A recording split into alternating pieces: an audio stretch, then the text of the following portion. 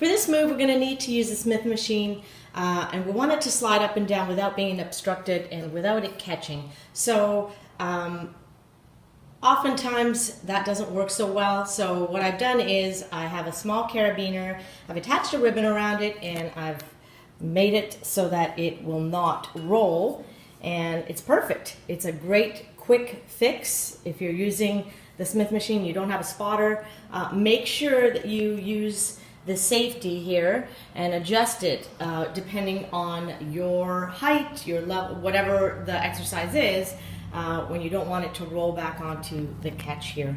So this is a perfect quick fix to enable you to do the exercise without having to worry about someone being around. And of course you want to be safe.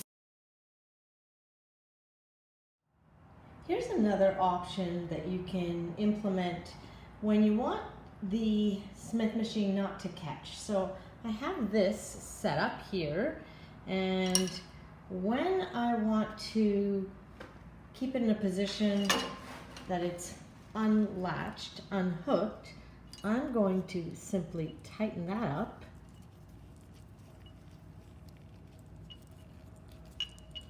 And then it won't no longer catch on the catcher. So that's another option, and that's just a really quick creative workaround. Of course, you must make sure that you have your catchers in place so that you are safe.